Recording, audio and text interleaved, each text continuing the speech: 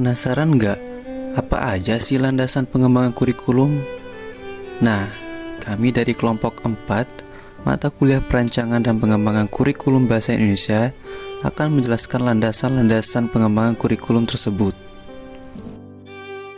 Menurut Hankins dan Ornstein pada tahun 2016, dalam mengembangkan kurikulum terdapat 4 landasan yang mendasarinya, yaitu landasan filosofis, landasan psikologis, landasan historis, dan landasan sosiologis. Landasan filosofis berkaitan dengan penetapan tujuan dan dasar filosofis dari kurikulum yang dikembangkan. Sebelum mengembangkan kurikulum, perlu adanya rumusan berdasarkan pertanyaan-pertanyaan berikut. A. Mengapa kurikulum dikembangkan? B. Dasar keilmuan apa yang mendasarinya? C. Bagaimana kebijakan kurikulum nasional dan lembaga? D. Bagaimana keberlangsungan hidup yang mempengaruhi pendidikan dan pembelajaran? Adapun pengembangan kurikulum juga dipengaruhi oleh filsafat atau pandangan hidup suatu bangsa. Untuk itu, terdapat hubungan yang sangat erat antara kurikulum suatu negara dengan filsafat negara yang dianutnya. Adapun landasan psikologi berkaitan dengan perkembangan peserta didik dan kurikulum, psikologi belajar dan kurikulum.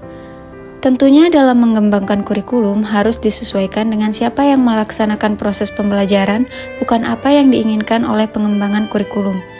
Yang membutuhkan proses belajar agar siap untuk menjalani kehidupan di tahap selanjutnya adalah siswa. Maka, kurikulum dikembangkan berdasarkan kebutuhan siswa. Pada landasan psikologi menjelaskan bagaimana karakteristik peserta didik dan tahap perkembangannya. Psikologi belajar sesuai dengan teori belajar behavioristik, kognitif, humanistik, dan konstruktivistik. Landasan sosiologi berkaitan dengan kurikulum dan masyarakat, kurikulum dan kebudayaan, kurikulum dan perkembangan IPTE. Untuk mengembangkan kurikulum, harus diketahui bagaimana kondisi sosial masyarakatnya, lingkungan belajar, kebudayaan, serta perkembangan peradaban atau era yang berlangsung. Landasan histori mengacu pada sejarah yang berpengaruh terhadap kurikulum yang dikembangkan. Indonesia telah melewati sejarah perkembangan kurikulum yang cukup panjang. Dimulai sejak tahun 1947, di mana Indonesia baru merasakan kemerdekaannya.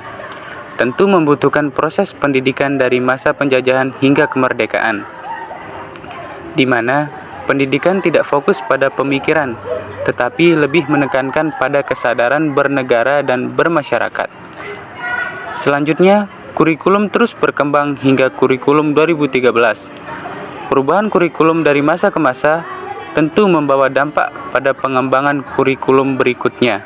Itu dia pembahasan kami mengenai landasan pengembangan kurikulum. Selanjutnya bahas apa lagi ya?